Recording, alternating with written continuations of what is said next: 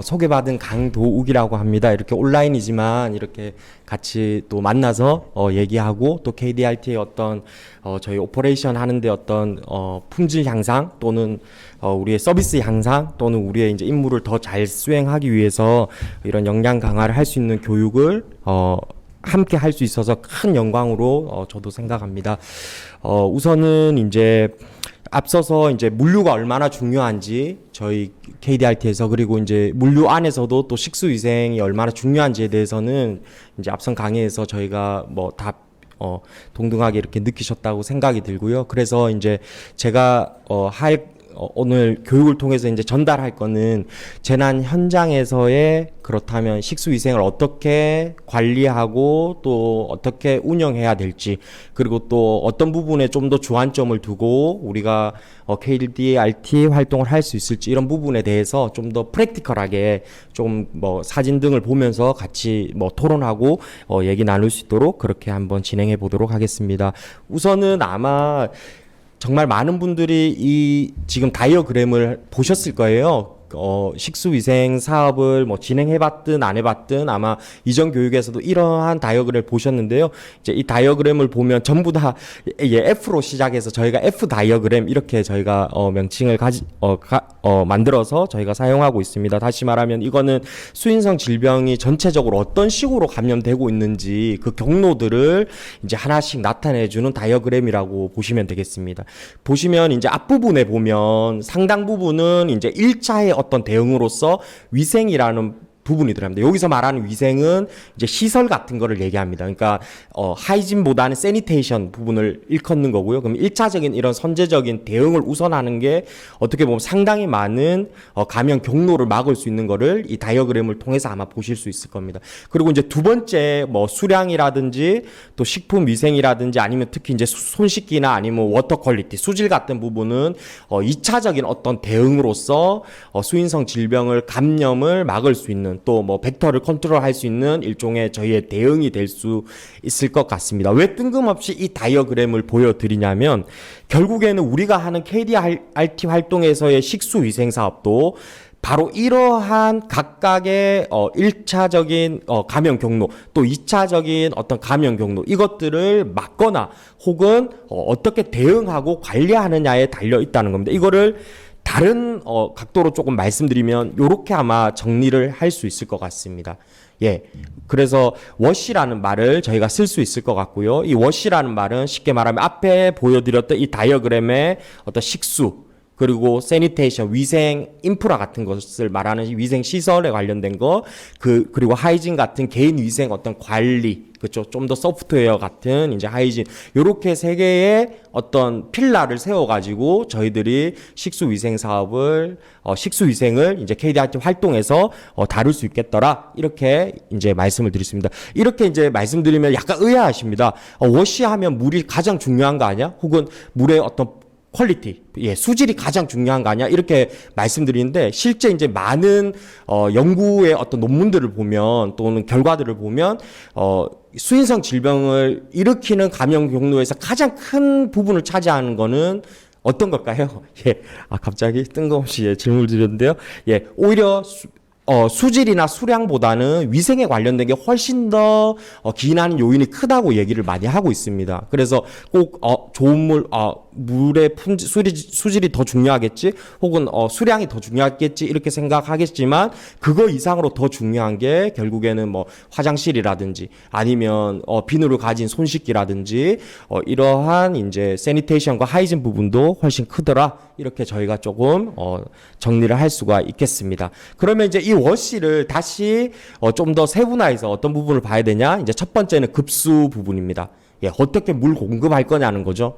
그동안 저희 KDRT 활동은 전에 있었던 라오스도 마찬가지고 아니면 하이엔 때도 마찬가지고 상당 부분은 기존에 있던 의료시설 또는 기존에 있던 수경지 어떤 이미 갖추어져 있는 곳에서 저희가 사업을 많이 하다 보니까 급수 부분이나 이런 것을 크게 신경을 쓰지 못했습니다. 그러나 지금 이제 재난이라는 것은 굉장히 복잡 다난하고 상당히 다양한 유형의 재난이 있을 수 있고요. 또 지금처럼 잘 갖춰져 있는 의료시설에서 꼭 저희 KDRT 활동을 하는 것만을 예상할 수는 없을 겁니다. 그러니까 완전히 어떤 새롭게 수경지나 저희들의 주둔지를 만들어 가지고 지금 하는 걸 가상해서 저희들이 준비를 해야, 우리의 역량을 강화하고 매뉴얼을 준비해야 되기 때문에 이제 급수 부분이 어떻게 보면 아주 핵심적인 또 부분이라 할 수 있을 것 같고요. 두 번째는 배설물 처리입니다. 예, 사실 이제 그러니까 어떻게 디스포저를 하냐는 거죠. 화장실을 만들고 이 화장실 만든 거를 끝에 마지막까지 어떤 식으로 관리하느냐, 이런 배설물 처리에 대한 이제 부분들이 있을 것 같고요. 예, 세 번째는 이제 개인 위생에 관련된 겁니다. 예, 의료 서비스를 하실 때, 그리고 환자, 특히 이제 환자가 처음에 저희 KDRT 저희 오퍼레이션 하는 곳을 주둔지를 찾아왔을 때 처음에 입장했을 때부터의 플로우를 쫙 따라가서 어떤 식으로 과연 개인 위생을 관리할 것인지, 뭐 넓게 보면 감염병 관리라고도 할 수 있고요, 좁게 보면 개인 위생에 관련된 얘기들을 할 수 있을 것입니다. 그리고 네 번째 같은 경우는 이제 질병 매개체를 어떻게 관리할지, 예, 쥐도 있을 수 있고요, 이런 벡터를 어떻게 컨트롤할지, 뭐 파리도 될 수 있고 모기도 될 수 있고 다양한 이제 매개체들을 어떻게 관리할지에 대한 얘기입니다. 이거는 뭐 전반적인 어떤 위생하고도 상당히 관련이 돼 있다, 이렇게 말씀드릴 수가 있겠습니다. 그리고 이제 고체 폐기물을 어떻게 관리할지, 예, 저희 의료 서비스를 제공하고 나서 나오는 다양한 이제 약품이라든지 혹은 약품을 담는 보관통이라든지 또는 뭐 거즈라든지 아니면 의료 서비스를 하고 나왔을 때 남는 여러 폐기물도 어떻게 관리할지에 대한 얘기들이 필요할 거고요. 그 다음에 배수, 예, 식수를 제공하거나 또는 물을 제공했을 때 어떤 식으로 드레네이지, 배수를 내서 이러한 이제 배수가 잘 되지 않으면 이제 물이 많이 고이잖아요. 그러면 또 이제 그런 뭐 질병 매개체 관리가 힘들어질 수도 있고, 이게 이제 전반적으로 서로 연동되어서 이제 물려 있습니다. 그래서 이런 부분에 대해서 우리가 어떻게 관리할지, 이런 것들을 총체적으로 다루는 게 저희 KDRT SOP 또 KDRT의 운영에서의 워시다, 이렇게 같이 한번 이해해 주시면 좋겠습니다. 예, 언제든 그 채팅창으로 궁금한 거 있으면 미리 질문 주셔도 됩니다. 미리 남겨주시면 마지막에 또 순간순간마다 답변 드릴 수 있는 거는 답변 드리도록 그렇게 하겠습니다. 예. 구독과 추천 부탁드립니다. 예.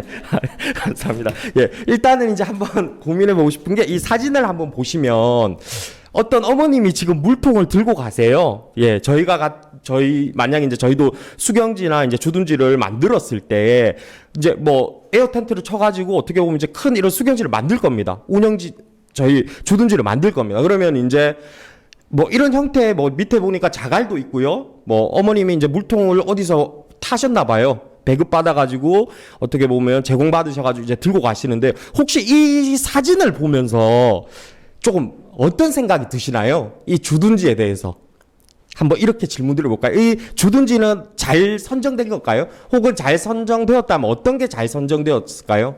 혹은 잘 선정되지 않았다면 어떤 부분이 조금 수정 보완되어야 될까요? 예, 이렇게 한번 질문을 먼저 드려보고 싶습니다.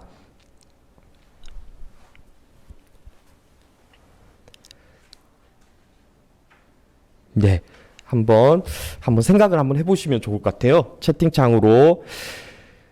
네, 이 주둔지는 어떤지, 우리가 만약에 KDRT의 주둔지를 세운다고 생각했을 때, 물론 뭐 다 1진으로 가시는 건 아니지만 2진, 3진 후속으로 가는 저희 이제 팀 같은 경우도 이거에 대한 이해가 있어야지 관리하고 이제 연결이 되거든요. 그래서 이제 다 저희들이 팀들이 알아야 될 텐데, 혹시 어떤신지 조금 개선 사항은 없는지 한번 요렇게 한번 질문 드려보겠습니다. 예.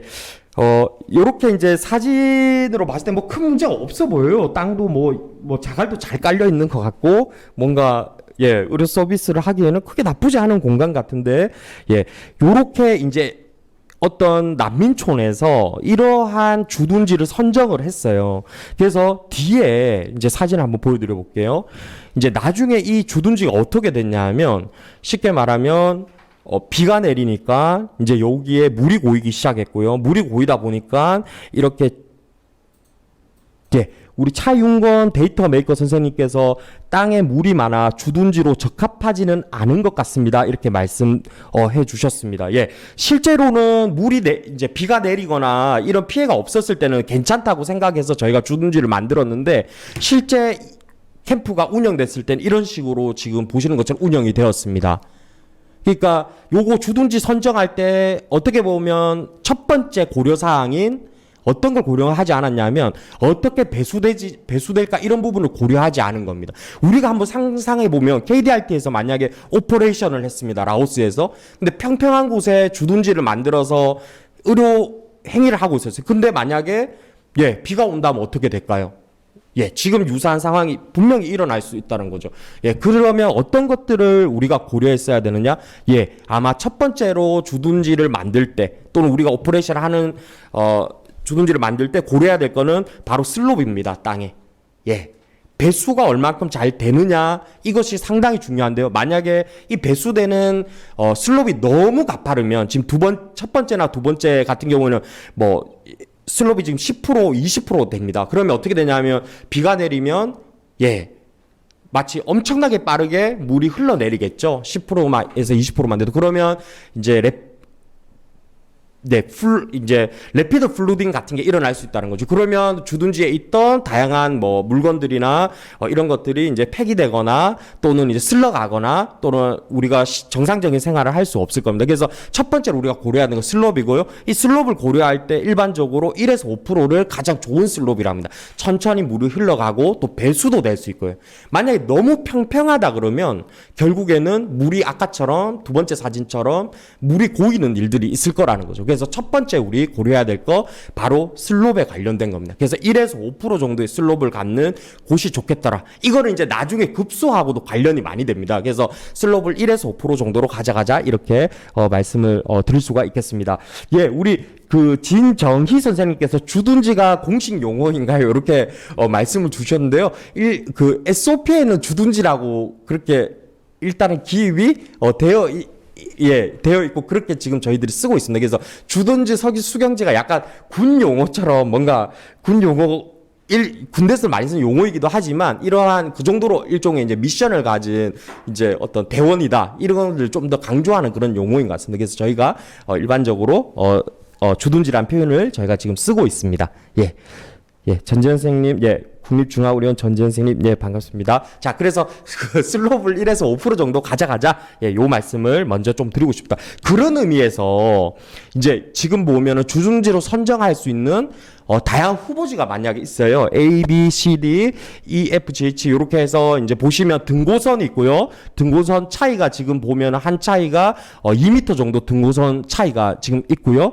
그 다음에 지금 습지도 있고요. 그 다음에 물을 얻을 수 있는 강도 있고요. 그 다음 포장된 도로도 있고 또 건물들 같은 것이 있다고 이렇게 생각했을 때 어떤 주둔지가 가장 조금 적합한지 습지가 있다라는 건 우리가 고려해야 할 사항이 있겠죠. 습지에 만약에 주둔지를 설치한다? 이거는 어떠한 위험 부담이 조금은 있을 가능성이 있겠습니다. 그렇죠? 고려해야 될 거리. 그리고 강 근처가 좋을지 아니면 우리 수원을 어떤 식으로 할지. 강은 흐르는 물이기 때문에 우리가 충분히 활용할 수 있는 물이기도 할 겁니다. 그렇죠? 그다음 간헐 하천하고 강은 또 어떻게 봐야 될지. 이런 전반적인 거를 생각했을 때 어떤 부분이 어떤 그 주둔지가 좋을지 A부터 L 중에 한번 선정해 보시면 어떨지 한번 말씀드리고 있습니다. 아까 말씀드린 그 슬롯까지 이제 고려해서요. 한번 한 2분만 한번 같이 한번 생각해 보고 우리 채팅창에 한번 남겨 주시면 감사하겠습니다.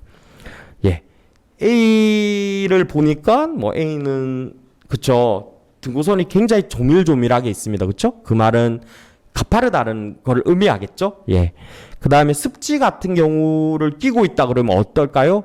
아무래도 습지에는 질병 매개체들이 살 확률이 굉장히 많고요. 고려해야 될 사항이 또 굉장히 많을 겁니다. 이런 식으로 한번 생각해 보시면 어떤 곳이 주둔지로 적합할지 저희가 한번 생각해 볼 수 있을 것 같습니다.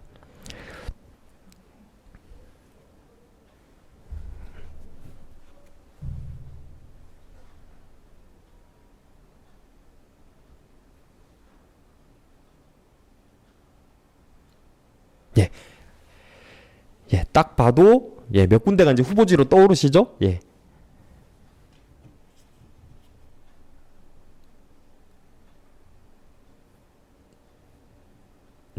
자, 그러면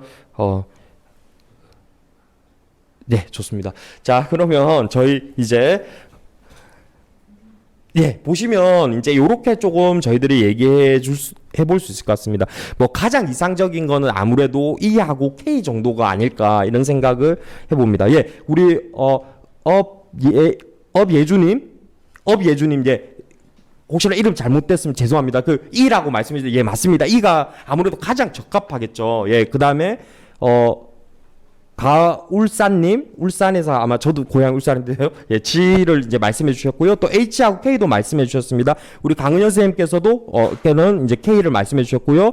우리 손재옥님께서는 우리 이 지역이 적합하다 이렇게 말씀해 주셨습니다. 그러면서 이후로 습지가 아니고 강이 가깝고 등고석이 완만하다 이렇게 말씀을 해주셨습니다. 또 H라고 우리 말씀해 주신 우리 대원님도 계십니다. 저희가 여기서 이제 보면 E하고 K가 좀 더 적합합니다. 왜냐하면 일단 도로상으로도 가깝고요. 왜 도로가 중요하냐면 나중에 물류나 혹은 강물을 이용하지 못했을 때는 저희가 물을 트럭에 실어 와야 되는 일들이 벌어지거든요. 일명 이제 그 워터 트러킹이라고 하는데요. 이런 것들을 했을 때 또 물류를 제공받기에 편한 곳은 아무래도 또 전원을 해야 될 때 전원까지 생각해 본다면 전반적으로 도로랑 가까운 게 일단 좋고요. 그 다음에 등고선이 저희가 1에서 5%의 슬롭을 생각해 본다면 E나 K도 충분히 1에서 5%의 슬롭을 이제 가지고 있고요. 더 이상적인 건 이제 K에 가깝겠죠. 그 다음에 이제 두 번째는 습지를 최대한 안 끼고 있는 게 좋을 겁니다. E는 약간의 습지를 지금 끼고 있으나 조금 K 같은 경우는 이제 습지를 끼고 있지 않죠. 그래서 K가 좀 더 적합하고 그리고 그렇다 하더라도 E도 충분히 뭐 주둔지로 선정하기에는 예 괜찮은 이제 부분이다 이렇게 말씀드릴 수가 있겠습니다. 이런 식으로 처음에 선발대가 혹은 뭐 현장에 있는 외교부나 고위과에서 이런 부분들을 고려해서 선정을 하실 겁니다. 다만 우리 선발대가 이제 갔을 때 외교부나 고위과는 뭔가 정무적인 판단에 어떤 추천을 받아서 선택할 확률이 많으니까 이런 테크니컬한 거는 저희 대원님들께서 이제 생각을 해봐야 될 테고, 만약에 일진에서 이렇게 선정을 안 했다 그러면 저희가 이에 대한 대응이나 대처가 있어야 된다는 거죠. 뭐 어떤 대처냐? 만약에 평범한 곳에 너무나 평평한 곳에 주둔지가 만들어졌다. 그럼 이진이 갔을 때는 약간의 슬롭 또는 드레네이지 물이 흘러가는 물길 같은 거를 내어주어서 향후에 있을 그런 피해들까지도 저희가 이제 해소할 수 있는 그런 부분들을 우리가 고려해 볼 수 있다. 그래서 이제 주둔지에 관한 얘기를 이제 드리면서요. 두 번째 이제 고려 사항은 이제 이런 겁니다. 저희가 이러한 오퍼레이션 할 때 뭐 정말 중요한 거는 결국 수원의 문제입니다. 예. 우리가 1진까지 갈지 2진까지 갈지 뭐 3진까지 갈지 바로 파악이 안 되더라도 일단 수원이 편해야지만 우리가 상당 부분의 일들을 줄일 수가 있습니다. 어떤 수원이 그러면 가능하냐 후보로 많이 쓰고 있느냐. 이제 첫 번째 수원 같은 경우에는 레인 하베스트입니다. 예. 뭐 일반적으로 비가 많이 오는 나라에서만 거의 사용 가능하고 또 우기가 확실한 나라에서 사용할 수 있는 이제 방식인데요. 이제 빗물을 받는 방식입니다. 그러니까 우리 수원을 빗물로 가져가는 것. 이거를 이제 레인 하베스트 또는 그러니까 빗물 저장고 이런 식으로 저희들이 이제 표현할 수가 있을 것 같고요. 두 번째는 핸드펌프입니다. 실제로 저희가 KDRT 활동은 2주로 이루어지는데 이렇게 핸드펌프까지 뚫을 필요가 있어? 이렇게 생각하시겠지만 해외 여러 이제 KDRT와 유사한 이제 EMT에 들어와 있는 나라들 같은 경우에는 이렇게 실제 수원을 개발하는 이미 있는 보홀이라고 하죠. 이제 우리가 대수층에 물을 파가지고 70m 이상 물을 파서 수원을 확보하는 경우도 있습니다. 왜 그러냐면 재난 현장이 어떨지 모르기 때문입니다. 재난 현장에 물이 없다면 어떻게 해야 되겠습니까? 당연히 대수층에 물을 뚫어서 대수층에서 물을 얻어야 될 겁니다. 그래서 이제 두 번째 방법은 이제 핸드펌프 형태의 방식입니다. 예, 이 핸드펌프 방식이 있고요. 세 번째는 뭐냐면 가장 많이 쓰는 방식 중에 하나입니다. 재난이 난 지역에 강이 있을지 없을지도 모르고 또 밑에 지하수에 대수층이 있을지도 없을지도 모르고 또 비가 많이 오는 나라일지 아닐지 그거는 어느 곳에 재난이 날지 모르기 때문에 가장 많이 일반적으로 쓰는 방식 중에 하나는 이제 트러킹입니다. 이 트러킹은 쉽게 말하면 현지에서 이웃 도시나 아니면 지금 재난이 난 지역에 가장 가까운 곳에 안전하게 얻을 수 있는 수원이 있는 곳이 있을 겁니다. 우리로 따지면 뭐 상하수도를 처리해서 나오는 이제 물을 제공하는 어떤 곳이겠죠. 이런 곳에 우리의 트럭을 계속해서 보내서 배달하는 방식입니다. 예, 트러킹이 이제 방식이고요. 지금 이제 사진에 보시는 것처럼 이제 물을 받는 사진이고요. 보통 우리가 지금 계산으로는 4,000리터 정도를 저희가 아까 이제 말씀을 드렸었는데요. 4,000리터다 그러면 이제 4큐빅입니다. 그러니까 가로 세로 1m, 1m, 1m를 곱하면 이제 부피로 따지면 1큐빅미터라 얘기하고 이게 1000리터를 해당합니다. 그러면 이제 대충 어떤 로지스틱이 생기냐면 하루에 4,000리터가 필요해? 그러면 어떻게 해야 되겠습니까? 하루에 몇 대의 트럭이 필요해? 하루에 몇 대의 트럭이 언제 가서 언제 물을 트럭킹해야 돼?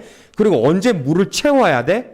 그리고 대충 20% 정도 또는 30%를 계속 물을 유지하면서 빌 때마다 언제 트럭은 출동해야 돼? 하는 로지스틱스가 생기는 거죠. 그러면 이제 물자를 담당하거나 식수를 담당하는 사람은 항상 이런 로지스틱을 기억해 놓고 계속해서 확인하고 가져와야 되는 역할을 해야 되는 겁니다. 그래서 이게 바로 이제 트럭킹이다. 이렇게 말씀드릴 수가 있고요. 그 다음이 이제 파이프 워터로 우리가 시스템을 만드는 겁니다. 이거는 이제 보통 수원이 어떤 곳이냐? 강입니다. 흐르는 물을 이제 위주로 우리가 보통 일반적으로 생각하고요. 물론 고일물, 최악의 경우는 이제 고인물도 저희가 생각을 하게 됩니다. 그래서 흐르는 강물 또는 뭐 주변에 있는 하천이라든지 이런 것들을 통해서 수중 펌프 혹은 우리 이제 일반 펌프를 통해서 양수기인 거죠. 그러니까 한국말로. 그러니까 이 펌프를 통해서 물을 길러오고요. 이 길러온 거를 다시 정수해서 그 다음에 우리가 사용하고 있는 지금 요 블레이더 탱크에 물을 채워서 만약에 이게 1000리터다 그럼 4개가 기본적으로는 필요하겠죠. 2000리터다 그럼 2개가 필요할 겁니다. 그렇죠? 그래서 채우고 나서 다시 요 물에다가 스탠드 포스트, 우리가 탭 워터 있잖아요. 오른쪽에 이 탭 시스템을 설치해 주는 겁니다. 그래서 여기서 언제든 물을 받고 기를 수 있도록 하는 이제 파이프 워터 시스템. 이 시스템도 사실 현장에서 많이 사용하고 있습니다. 예. 다만 이 시스템은 이제 앞에 거보다 우선순위에서 약간은 떨어지는 건 어떤 거냐면 이거는 굉장한 뭐랄까요 어떤 초반에 설치할 때의 과정에서의 시간들이 조금 더 많이 들 겁니다. 그러니까 하천에서 물을 끌어오고 이 시스템을 만들려면 만약에 하천이 50m 떨어져 있다. 그러면 주둔지도 최대한 거기 붙여야 되는 거죠. 그렇죠? 붙이고 나서 예를 들면 20m 정도는 물을 끌어와야 된다. 그러면 이 시스템을 만들어야 되는 거죠. 그렇죠? 예. 미리 저희가 이제 받는 훈련을 통해서 그러면 요거는 인력이라든지 뭐 에어 텐트를 칠 때 뭐 식수 위생팀이 이제 들어가서 이것들을 먼저 한다든지 이러한 어떤 로지스틱스 그리고 어떤 품이 좀 많이 든다는 거죠. 예. 그래서 이런 시스템은 좀 그렇고 그러나 현장에서는 실제로 많이 쓰고 있습니다. 앞에 있는 트럭킹과 함께 파이프 워터 시스템 말고 특히 어떤 경우냐 3차 4차까지 어느 정도 이제 판단이 됐어요. 이번에는 한 4차까지 갈 것 같다. 그럼 뭐냐 우리 수원을 가지는 게 훨씬 더 운영이 안정적일 겁니다. 트럭킹보다는 매번 트럭킹으로 하기가 쉽지 않을 수 있습니다. 그리고 그 수원이 만약 트럭킹하는 수원이 뭐 잘못되거나 이런 일이 있을 수 있기 때문에 만약에 오퍼레이션을 길게 가져간다 그러면 당연히 파이프 워터 시스템으로 저희가 의사결정을 하게 되겠죠. 그래서 그렇고요.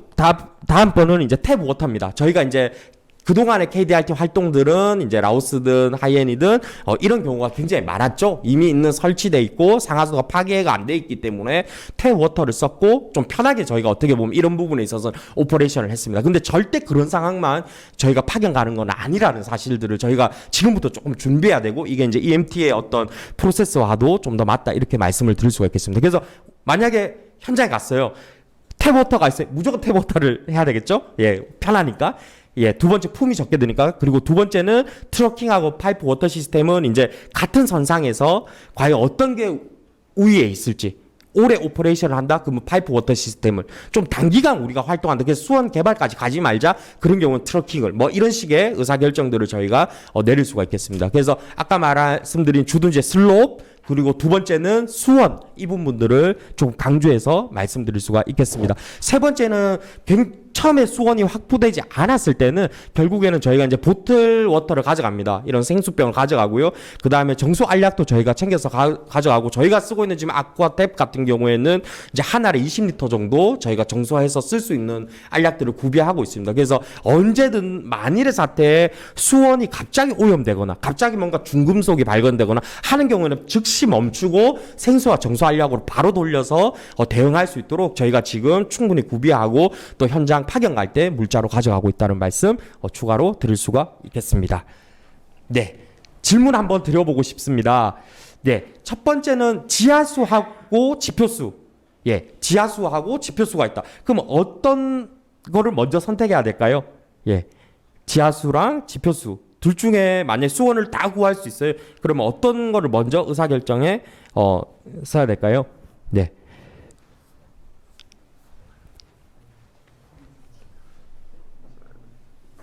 지하수와 지표수, 그렇죠? 예, 지표에 이미 나와 있는 물입니다, 그렇죠? 표면에 지하수와 지표수 중에 어떤 수원들을 먼저 우리는 고려해야 될까요? 예, 이게 이제 첫 번째 질문이고요. 두 번째 질문은 뭐냐면 수질하고 수량의 문제가 두 개가 있다. 예를 들면 물은 많이 구할 수 있어요. 엄청난 수량이 있어요. 근데 보니까 물이 오염돼 있어요. 그러면 수질을 먼저 중요하게 생각해야 될까요? 수량을 먼저 중요하게 생각해야 될까요? 예.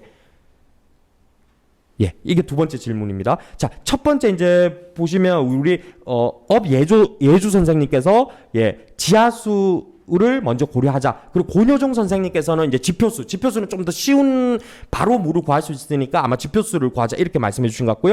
그다음 전재현 선생님께서는 또 지하수라고 이렇게 말씀을 주셨습니다. 예, 만약에 지하수하고 지표수하고 두 개가 충돌을 한다. 그러면 어떤 걸 먼저 구하느냐? 당연히 할 수 있다면 지하수를 먼저 개발하는 거를 추천을 드릴 수가 있겠습니다. 지표수는 동일한 이제 환경입니다. 그런데 이제 지표수 같은 경우에는 상당부 오염됐을 확률이 높기 때문에 요걸 정비하고 처리하는데 조금 시간이 더 오래 걸릴 가능성이 높습니다. 그래서 수량이 유사하다 그러면 지하수를 선택하는 것이 이제 좋을 것 같고요. 이제 두 번째는 수질하고 수량인데요. 이게 아마 굉장히 대비돼서 아마 토론할 수 있는 주제입니다. 사실은. 예. 이제 우리 전재 선생님은 수질을 먼저 고려하자. 우리 권효정 선생님도 수질이 먼저 고려하자. 이렇게 말씀해 주셨고요. 그 다음에 정애석님께서는 우리 수질을 먼저 고려하자 말씀해 주셨는데요. 일반적으로 저희 EMT에 보면 이제 이러한 Q&A가 많거든요. 많은데 좀 놀랍게도 수량을 먼저 고려하라고 얘기합니다. 예, 좀 놀랍죠. 예, 수량을 먼저 고려하라고 얘기합니다. 왜 그러냐면 수량은 우리가 지금 같은 기준으로 수량은 우리가 지금 처리할 수 있는 시스템을 우리가 물자에 가지고 가기 때문에 어느 정도 해소할 수 있는 역량을 지금 보유한 상태로 가는 겁니다. 근데 수질 자체는 좋다 하더라도 물이 양 자체가 적은 거는 우리가 어떻게 대응할 수 없기 때문에 만약 수질과 수량이 긴박할 때 부딪힌다 그러면 수량을 택하고 이거를 오히려 이제 정수해서 쓰는 방향으로 가자. 이게 이제 저희들의 어떤 가이드라인이다. 이렇게 말씀드릴 수가 있겠습니다. 세 번째는 이제 수원과 주둔지의 높이입니다. 할 수 있다면 만약에 아까 저희 이제 보여드렸던 사진 중에 그 수원을 개발해서 파이프로 연결하는 이제 어떤 프로젝트다. 그러면 당연히 수원은 주둔지보다 낮은 게 좋을까요? 높은 게 좋을까요? 예. 당연히 수원은 물이 오는 그 출처는 원소스는 우리가 있는 주둔지보다 높은 게 좋을까요? 낮은 게 좋을까요? 네, 맞습니다. 말씀 주신 대로 수원은 주둔지보다 높은 게 훨씬 이익입니다. 예, 왜 그러냐면 우리가 파이프 같은 경우에 파이프가 이제 내려가는 거죠. 파이프 같은 경우에는 결국에 우리가 활용할 수 있는 동력이 두 개인데 하나는 이제 펌프를 활용한 이제 동력이고요. 두 번째 동력은 뭐냐? 중력입니다. 그래서 오히려 가장 간편하게 우리가 관리를 덜 할 수 있는 방향은 뭐냐? 중력을 통해서 물을 흘려내리는 겁니다. 수원에서. 그러면 어떠냐? 예, 주둔지는 수원보다 조금 더 낮은 것이 우리가 개발하기에는 좀 더 좋다 이렇게 말씀드리겠습니다. 예, 맞습니다. 권효정 선생님 또 대인 선생님 차윤권 선생님 말씀해 주신 대로 수원의 높이가 좀 더 높은 게 좋다 이렇게 말씀드리고요. 그 다음에 급수 공급처에서 만약에 우리가 트러킹을 하기로 의사결정을 내렸다. 그럼 어떻게 해야 되겠습니까? 예, 중요한 거는 이 트럭이 들어올 수 있는 위치여야 됩니다. 물을 엄청나게 꽉 채우고 트럭이 들어와서 주차할 수 있어야 됩니다. 이러한 주둔지가 고려돼야 된다. 이렇게 한 번 더 이제 강조해서 말씀드릴 수가 있겠습니다. 아까 이제 저희 주둔지 운영안을 이렇게 보셨는데요. 전 강의에서 우리 강은영 선생님께서 이렇게 보여주셨는데 지금 그래프에 여기서 이제 제가 말씀드리고 싶은 거는 화장실하고 그 다음에 이제 식수 탱크 같은 거의 위치를 조금 보여드리고 싶습니다. 그래서 지금 이제 앞에 처음에 환자가 들어갔을 때 첫 번째로 이제 핸드워싱 손 씻게 할 수 있는 스테이션을 하나 이제 설치가 될 거고요. 예, 이런 식으로 설치하는 게 좋겠죠. 당연히 처음에 환자가 왔을 때 알코올 소독제나 아니면 손을 씻을 수 있도록 이제 하고요. 그 다음에 웨이팅 에어리아에 들어갔을 때는 이미 손을 다 씻은 상태로 이제 들어가겠죠. 그 다음에 이제 그 중증 환자 분류하는 이제 장소로 갔다 이제 환자 플로우를 이제 다 따라가시다가 각각의 이제 진료하는 곳에는 당연히 이제 물을 공급할 겁니다. 이 공급을 할 때는 저희가 현재 지금 저희들이 하는 방식은 물을 채워서 쓰는 방식을 1차적으로 생각하고 있고요. 2차적으로 만약에 여건이 되고 이게 1차에서 뭐 4차, 5차로 많아진다 그러면 이제 직접 연결하는 방식도 있을 수는 있습니다. 근데 그 환자 수가 하루에 100명이다 그러면 사실상 연결해서 쓰는 게 아주 효율적이지는 않습니다. 만약에 수술이 들어간다 그러면 물을 수술실로 연결해서 쓰는데 그거보다는 물을 이제 계속 채워가는 방식으로 저희가 현재는 지금 계획되어서 이제 진행되고 있습니다. 그리고 마지막에 환자가 나오는 곳에 아웃되는 곳에 이제 핸드워싱이 있고요. 그다음에 화장실을 아웃되는 부분 쪽으로 제가 이제 일부러 이제 설치를 했고요. 그렇게 되면 아까 말씀드린 대로 저희 가이드라인 외래 환자 50명당 한 개의 화장실입니다. 그러면 저희가 지금 하루에 외래 환자 100명을 받는다 그러면 뭐 남녀로 분리해서 생각해 본다면 당연히 남녀로 분리된 화장실 한 칸, 그러니까 시터, 하나의 시터가 최소한으로 필요하고요. 근데 요거는 정말 미니멈의 기준입니다, 사실은. 많이 있다고 틀린 건 아니고요. 그러니까 완전 최소로 따지면 남녀 분리된 최소 한 개 이상의 시터들이 필요합니다. 외래 환자 같은 경우는. 그래서 지금 피메일 화장실, 그다음 메일 화장실을 이제 분리했고요. 그다음에 이제 화장실 세부적으로는 여러 가이드라인들이 저희들이 존재하고 있습니다. 그 잠겨야 되고 조명도 있어야 되고 물론 이제 저희가 밤에는 저희가 오퍼레이션 하지 않지만 만약에 빨리 해가 지는 곳이다 그러면 이런 조명들도 있어야 되고요. 이런 오퍼레이션 이제 가이드라인이 지켜서 저희가 이미 이런 물자들을 지금 현재 구비해 놓은 상태입니다. 그리고 요 화장실들은 최소 한 6m 정도는 주둔지에서 벗어나야 되고요. 이거는 이제 화장실의 어떤 질병 매개체 관리라든지 이런 차원에서도 저희들이 6m 이상 그리고 그러나 50m 이내로 위치시키도록 하고 있습니다. 그래서 만약에 이제 현장에 파견됐을 때 만약에 이제 화장실을 설치한다 혹은 화장실을 뭐 옮겨야 된다 또는 지금 설치된 화장실을 만약에 이제 체크해야 된다 한다면 이런 부분들을 조금 유념하셔서 보시면 되겠습니다. 예, 우리 김일동님, 예, 감사합니다. 지하수, 예, 감사합니다. 자, 수경진의 식수 위생 관련돼서 이제 말씀드리면 아까는 이제 저희가 주둔지 그러니까 긴급구호 의료 활동을 하고 있는 이제 주둔지고 여기는 이제 저희가 만약에 살아야 될 곳이다. 저희가 맨날 이제 어떻게 보면 준비한 호텔이나 이런 곳에서 없는 그런 당연히 장소가 있을 겁니다. 재난 현장에 그때는 어떻게 하느냐? 예, 똑같이 이제 생각해 보시면 되겠습니다. 우리는 여기 주둔을 하고 있기 때문에 수경을 하고 있기 때문에 당연히 샤워실이 하나씩 이제 추가되고요. 이 샤워실이 이제 중요한 게 어떤 거냐? 물을 빼는 겁니다. 그러니까 드레네이지 여기서도 지금 드레네이지를 배수를 말할 수밖에 없는데요. 왜냐하면 여기에서 물을 많이 쓰게 됩니다. 근데 여기가 이제 배수가 잘 되지 않으면 당연히 이제 질병 매개체 관리나 이런 데 어려움 겪고 있습니다. 특히 말라리아를 전파하는 뭐 모기라든지 이런 것들이 있을 수 있기 때문에 샤워룸 두 동에 있어서도 당연히 드레네이지 약간의 슬롭이 없다 그러면 저희 이제 자갈을 이용해 가지고 물이 고이지 않도록 하는 땅을 파서 자갈을 메꿔 가지고 물이 고이지 않도록 샤워룸 흘러가는 부분에다가 이제 저희가 이제 설치를 하게 되고요. 왼쪽에 보시면 화장실도 지금 대원 같은 경우에 29명이 간다 그러면 남녀로 우선적으로는 이제 한 동씩 하나의 시터 한 칸씩 해서 화장실 남녀 분리되게 이제 하고 있고요. 그다음 워터 탱크를 이제 하나 설치를 할 겁니다. 그래서 수경지에서만 쓸 수 있는 워터 탱크를 설치를 하고요. 요거는 이제 우리가 전체 수원하고 수원에 들어오는 흐름에 따라서 수원하고 바로 연결할지 혹은 한번 주둔지에서 의료 행위를 할 때 쓰는 워터 탱크 앞서 보신 워터 탱크와 연결했을지 이제 이거는 가서 저희가 의사 결정을 이제 하게 됩니다. 그래서 지금 드레네이지가 있고요. 위편에 보면 이제 저희가 쓰레기장 쉽게 말하면 이제 폐기물들을 처리할 수 있는 피트, 예, 큰 이제 구덩이를 하나 파놓을 거고요. 그 다음에 이제 여러 고체 폐기물들 같은 경우에는 이제 소각할 수 있는 인시너레이터를 저희가 이미 보유하고 있는 인시너레이터를 설치해서 빠르게 이제 소각할 수 있도록 의료 폐기물들 이제 그렇게 진행할 예정입니다.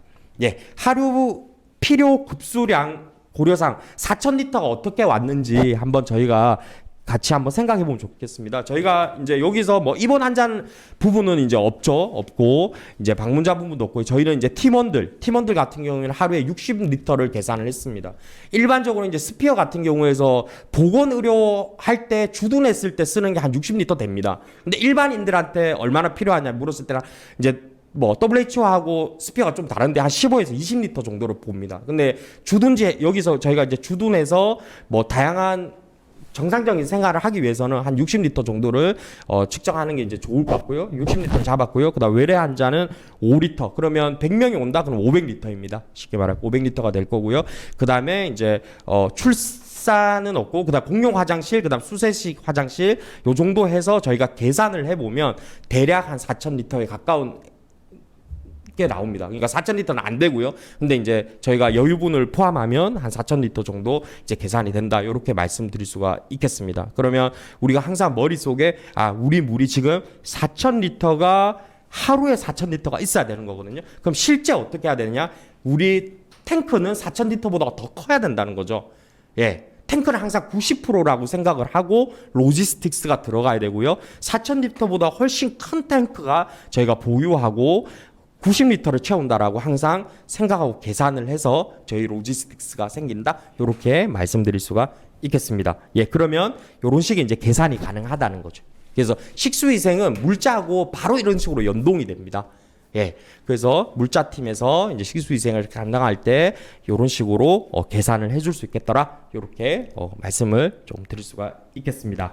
예, 두 번째 이렇게 수량이 계산되고 나서는 저희가 수질을 저희가 이제 보게 되는데요. 첫 번째 이제 거는 저희가 이제 탁도입니다.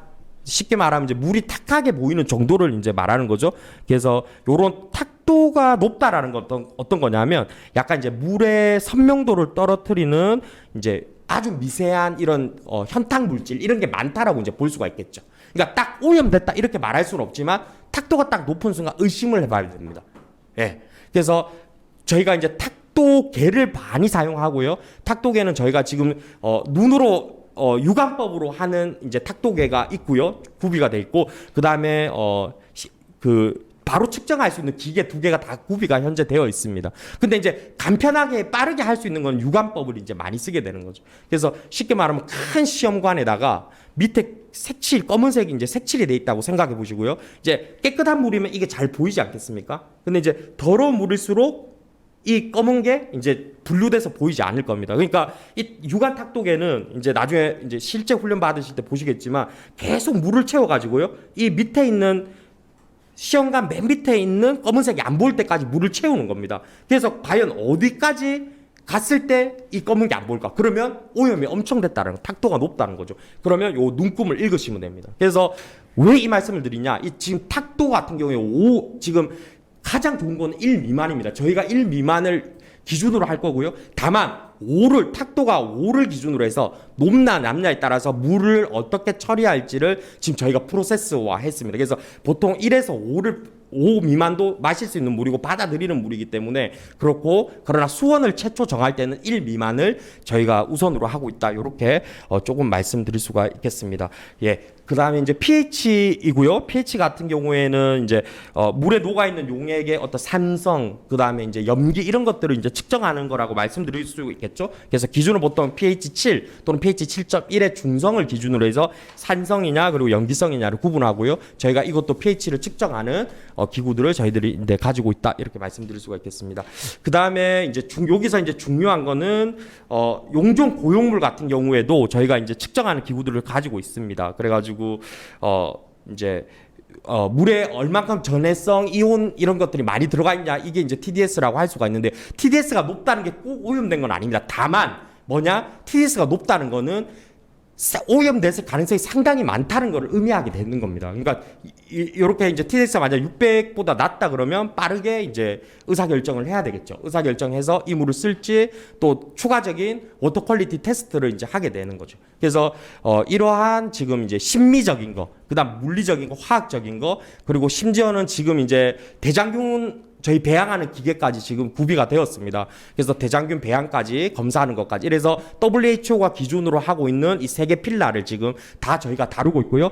중금속 같은 경우에도 우리가 가지고 있는 워터 테스트 중에 보면 대부분 한 200가지를 측정할 수 있는 기기가 있어요. 근데 이제 중금속은 측정이 안 돼서 비소만 따로 측정하는 기기도 지금 구비가 되어 있습니다. 비소 같은 게 지금 다른 것보다 더 문제가 될 소지가 있거든요. 중금속 같은 경우에는. 그래서 필수 사실은 이제 구비해야 되고 저희가 현재 구비를 했습니다. 아까 이제 댓글에도 동남아에 비소 함유가 많다고 했잖아요. 예, 사실입니다. 그래서 비소는 따로 보통 이제 구비해서 저희가 관리하고 있고 실제로도 저희가 구비했다. 이렇게 말씀을 드릴 수가 있겠습니다. 그래서 지금 보면 이제 그 생물학적으로 그리고 뭐 물리학적으로 그리고 화학적으로 그다음 심미적으로 만족할 수 있는 조사에 대한 물의 수질에 대한 이제 조사 어떤 기기들을 저희들이 현재 다 보유하였고요.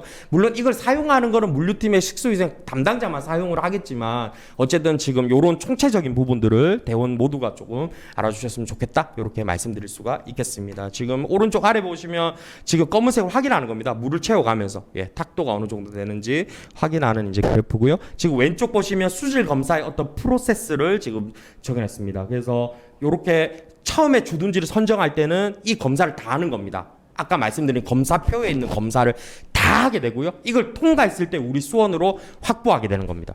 근데 이 수원이 만약에 예를 들면은 검사를 해보고 우리가 가지고 있는 수질을 정화하는 시설에 부합할 정도의 어떤 오염도다. 그러면 이 수원은 개발할 수 있겠죠. 그러나 우선순위는 아니라는 겁니다. 그래서 첫 번째는 전체 검사를 다 하고요. 요걸 가지고 합격되면 수원을 선정하고 불합격되면 이제 수원을 재선정하게 되고요. 선정된 수원에 한해서 일단 탁도를 검사해서 20보다 높으면 이제 응고체를 쓰고요. 응고체라고 하는 거는 이제 저희가 흔히 말하면 요 안에 있는 여러 고체 물질 있지 않습니까? 이 고체 물질을 서로 응집시키면 어떻게 할 수 있냐면 우리가 침강시키거나 아니면 필터링하기 쉬워지지 않겠습니까? 그래서 그런 걸 도와주는 거다 이렇게 생각하시면 되겠습니다. 그리고 내려가시면 이제 탁도 5에 대해서 탁도가 5보다 낮다? 그러면 바로 물을 사용합니다. 저희가 물 분배할 수 있고요.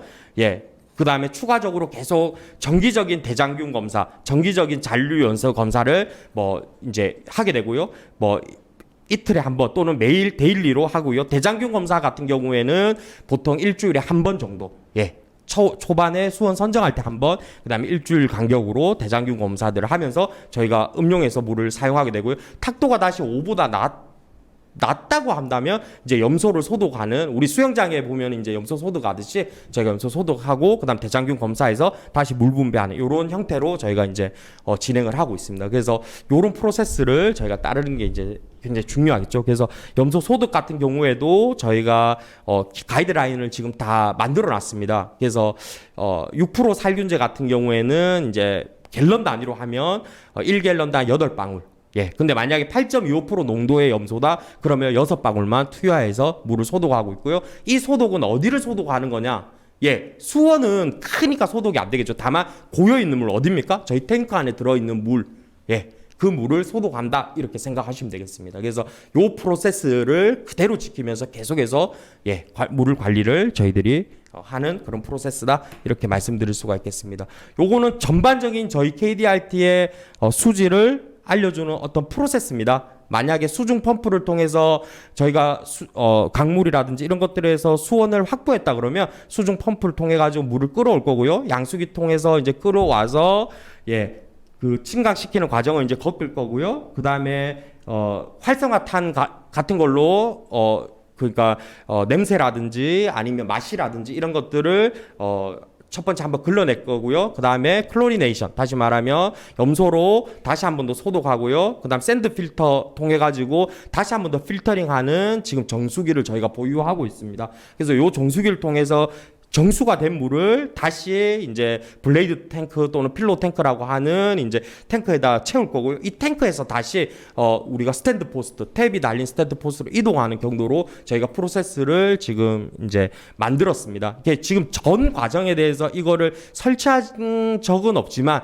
이전 이제 EMT 교육 일진 같은 경우에는 요거를 기본적인 것들을 설치해 가지고 하는 훈련들을 이제 1차로 한번 해보았다고 합니다. 그래서 요것들을 우리 같은 경우에는 어떻게 관리할지, 그리고 마지막 또 차수가 중요하지 않습니까? 이거를 다시 분해해서 다시 이제 현장으로 가져와야 되는 역할이기 때문에 이러한 프로세스들을 한번 보시면 좋을 것 같습니다. 오른쪽 아래가 지금 간이 물 테스트기입니다.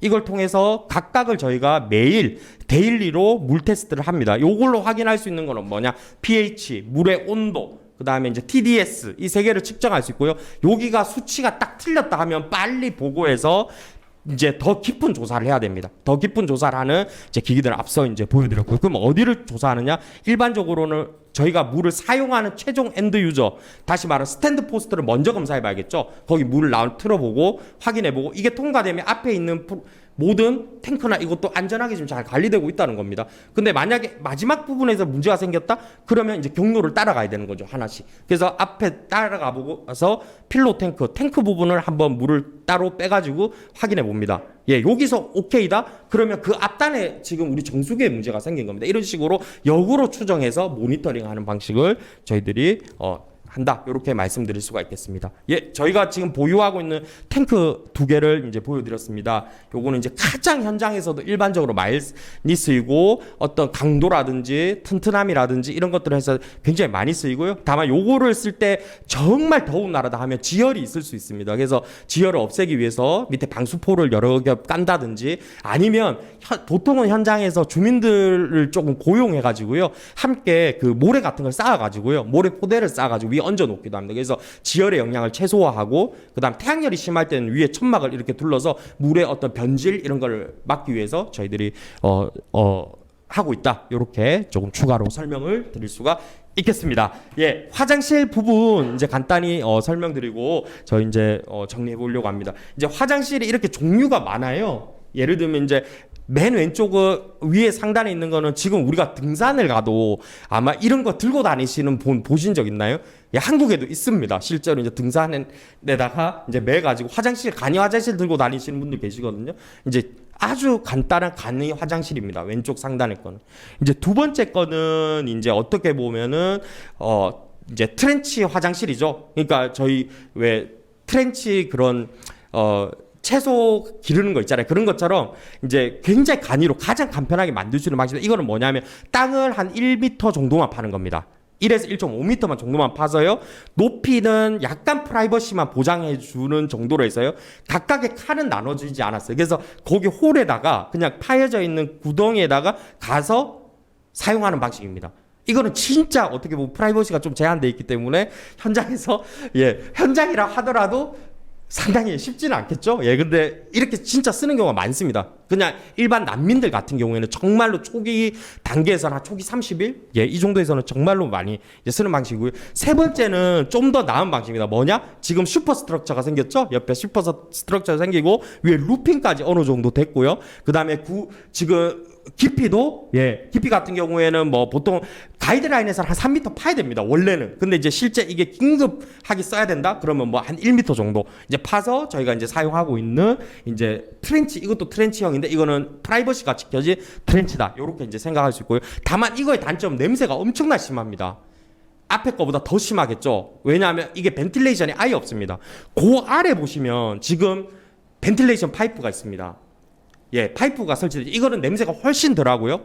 에어플로우도 너무 좋고요. 그 다음에 특히 이제 팔이 마지막에 나가는 파이프 위에 보면 환기통에 보면 그 메쉬 천으로 되어 있습니다. 그래서 이제 뭐냐면 파리를 다 잡아냅니다. 여기 뜨거운 열기가 올라가지 않겠습니까? 인간의 분비물이니까 그게 쌓여 있으니까 그러면 이제 파리들이 거기에 딱 붙어가지고 못 나오다가 이제 거기서 유명을 이제 달리하게 되는 거죠. 그래서 이러한 벡터 컨트롤에도 상당히 좋은 방식 이 방식인데 이 방식을 현장에서 설치를 하긴 합니다. 근데 이거는 좀 장기적인 오퍼레이션일 때 많이 설치합니다. 그러니까 이게 적어도 한 6개월 하겠다? 또는 뭐 3주 이상 하겠다. 근데 저희가 4차까지 간다 하더라도 사실 이제 한 8주 정도 되는 오퍼레이션이기 때문에 사실상 이 방식도 할 수는 있겠지만 저희가 지금 선호한 KDRT 방식은 그거의 왼쪽에 지금 형태의 방식입니다. 저희는 지금 이제 철제는 아니고 목재로 된 저희 이제 설비를 가지고 있고요. 이거는 뭐냐면 지상에서 어느 정도 엘리베이션을 해놓은 겁니다. 왜냐 땅 팔 시간도 부족하고 저희가 깊게 팔 시간은 더더욱 부족하고 그 다음에 땅을 판 후에 만약에 우리 인간 배설물을 그냥 묻는다 그러면 사전에 이게 지역사회랑 협의가 안 되면 사실 그 토양을 오염시키는 현상을 가져올 수도 있고 또 혹여 우리가 잘못해서 수원에다가 오염시키거나 이러한 리스크가 있기 때문에 저희가 약간은 지상에서 지금 올라와 있는 거를 저희가 지금 사용을 하고 있습니다. 그래서 요거를 지금 어느 정도 구비가 현재 되었고요. 그러면 인간 분비물이 뭐 거기 안쪽에 들어가 있는 이 통에 차게 되면 저희가 훨씬 더 처리하기 쉽게 이런 식으로 저희가 이제 구성했고요. 이 마지막 최종 나오는 이제 부산물은 그 화장실에 용변을 보신 거는 잘 단어가 잘 생각이 안 나네요. 이걸 어떤 단어로 써야 될지. 인간 분비물이라 해야 되겠죠? 예. 분비물 같은 경우에는 최종적으로는 그 나라에 있는 이런 것들을 처리하는 분비물을 처리하는 곳이 있을 겁니다. 그쪽에 협의해서 그쪽에다가 버리고 오는 게 이제 1차적으로는 가장 중요하겠죠. 그렇죠? 그래서 그런 프로세스로 우리가 가져가더라. 예. 이런 식으로 말씀드릴 수가 있겠습니다. 예. 그래서 화장실은 이제 최소 6m 이상 이제 저희가 설치를 하고요. 그러니까 주둔지든 수경지든 6m 이상은 떨어져 있어야 됩니다. 그렇죠. 냄새 문제든 오염 문제든 어떤 이유든 6m 이제 떨어지고요. 그 다음에 최대 50m 이내 설치해야 됩니다. 너무 먼 곳은 접근성의 문제 때문에 특히 주민들 같은 경우에는요. 우리가 활동하고 있는 주둔지에 화장실이 만약에 더럽거나 또는 화장실이 너무 멀리 있거나 이러면 주민들은 어떠냐? 모두 화장실을 쓰는 문화에 살고 있는 곳은 아니거든요. 사실 어떤 도시 슬럼 지역에 우리가 재난이 났다. 그러면 이분들은 뭐냐? 오픈 데피케이션, 노상 배변하는 게 훨씬 더 편하게 생각하는 경우가 많습니다. 실제로. 그럼 어떻게 되냐? 우리 주둔지가 오염되기 시작하겠죠. 근데 우리가 의료 행위를 하고 있는 곳에 이런 위생적인 문제가 생겼다. 이거는 접근성도 낮추고 우리의 가용성도 낮추는 그런 일들이 생길 수가 있을 것 같습니다. 그래서 최소 이제 50m 이내 설치해서 이게 활발하게 운영돼야 됩니다. 계속 이용돼야 됩니다. 예. 이게 이제 중요하고요. 그다음 세 번째는 이제 수원에서는 30m 떨어져야 됩니다. 주둔지를 선정하거나 관리할 때도 항상 수원에서는 30m 떨어져서 수원을 보호해줘야 된다. 이렇게 말씀드리고요. 예, 외래 환자 숫자 말씀드렸고요. 대원은 지금 20명당 1개로 저희가 설정을 했습니다. 그래서 1개씩 지금 설치를 할 예정입니다. 그다음에 수경지 텐트에서는 6m에서 20m. 예, 여기에서는 이제 수경지에서는 20m 이내에 설치해서 언제든지 생활하시는데 대원님들께서 생활하시는데 그게 어려움 없으시도록 그렇게 저희가 가이드라인을 WHO 기준에 맞춰 블루북에 맞춰서 저희가 가지고 있다 이렇게 말씀드릴 수가 있겠습니다. 예, 이거 지금 왼쪽 거는 저희 의료 그 1차 진료하거나 할 때 저희가 사용하는 이제 시설입니다. 그래서 이제 1차 진료할 때 지금 손으로 가리키는 게 이제 쉽게 말하면 물통이고요. 예, 요거를 뭐 페달로 밟으면 물이 나오도록 이렇게 이제 설치되어 있고요. 두 번째는 일반 주민들이 아까 그 이제 환자들이 저희 플로어에 따라서 처음에 저희 캠프로 들어오는 입구부터 나갈 때 보면은 이제 손을 씻도록 되어 있습니다. 그래서 이게 이제 손 씻기 저희 시설로 저희가 사용하는 이제 도구로 저희가 이제 구비하고 있는 겁니다. 그래서 옆에 보시면 이제 알코올 소독제랑 그다음 비누가 이제 구비될 거고요. 그러면 이제 식수위생 대원이 계속해서 이거를 물의 양을 확인하고 또 채워주고요. 한 개만 설치되는 건 당연히 아닙니다. 여러 개 설치해놔서 계속해서 이용하고 또 가용되도록 저희들이 진행할 예정입니다. 그 수경지에서 이제 위생을 계속해서 이제 관리하게 됩니다. 그래서 대원들이 이제 특히 물자 담당 또 식수위생 담당자들이 이제 특히 이제 부담당자겠죠. 부담당자들이 매일매일 일지를 이런 식으로 정리하면서 지금 화장실 상태가 어떤지 어떻게 이용되고 있는지 이런 부분들을 저희가 확인하고요. 또 실시 여부도 확인하고 어떤 특이 사항이 있으면 바로 문서화해서 이거를 보고하는 방식으로 해서 저희들이 매니지먼트를 하고 있다. 이렇게 조금 말씀을 드리겠습니다. 예, 의료 폐기물 관리에 대해서는 이미 이제 뭐 식수위생 말고 다른 쪽에도 지금 거의 다른 쪽으로 이제 SOP에서는 작성이 돼 있는데요. 뭐 다 전문가님이시니까 따로 말씀을 안 드리고 하나만 이제 말씀을 드리면 저희가 현지에서 일종의 이제 1000도시 이상, 그러니까 700에서 1000도시 이상 되는 인시너레이터를 저희가 보유하고 소각기를 보유하고 있습니다. 지금. 그래서 1차적으로는 이제 뭐 우리가 뭐 잘 아시다시피 그러니까 뭐 유해한 그렇죠? 논 인펙트인데 유해한 이제 폐기물 같은 경우에는 기본적으로 맨 왼쪽에 보시면 이제 보통은 블랙으로 보통 표기되는데요. 요 같은 경우에는 이제 소각을 하는 방식을 저희가 쓰고 있고요. 그 다음에 이제 뭐 뾰족한 거라든지 이런 것들은 저희가 이제 크게 보면 두 가지 색으로 저희는 분류를 하고 있습니다. 그래서 그 분류에 맞춰서 나눠주시고 또 소각할 거는 소각해 주시고 또 따로 디스포저를 하는 에어리어를 반드시 만들어야 됩니다. 그러니까 가장 큰 거는 어디에 폐기물을 버릴 장소를 지정하지 않으면 그거는 어디든 이제 내팽개칠 수가 있겠죠. 그래서 이런 부분들을 이제 처음에 가셨을 때 또 이제 나중에 2진, 3진, 4진으로 가셨을 때도 어떻게 디스포절이 운영되고 있는지 확인해 보시고 이것들을 이제 이 가이드라인에 맞춰서 계속 이제 진행해 주시면 되겠습니다. 예. 일단은 이제 제가 전반적인 저희 이제 식수와 위생에 관련된 KDRT 운영에 있어서의 어떤 가이드라인 이것들을 조금 말씀을 드렸습니다. 물론 이제 이렇게 말로 설명한다는 게 조금 쉽지 않고 이거는 어떻게 보면 마치 진짜 드릴을 파듯이 계속해서 훈련하고 계속해서 해보고 또 한 몸에 익숙할 정도로 훈련하는 것이 상당히 이제 더 중요하다고 할 수 있겠습니다. 그래서 이번에는 조금 이렇게 정보 차원에서 들으시고 다 내년에 코로나가 좀 나아지고 한다면 꼭 집합교육 통해서 저희가 이런 것들을 실제 운영해 보면서 이렇게 진행해 보면 훨씬 더 편하실 거라는 생각이 듭니다. 경청해 주셔서 너무너무 감사합니다. 예.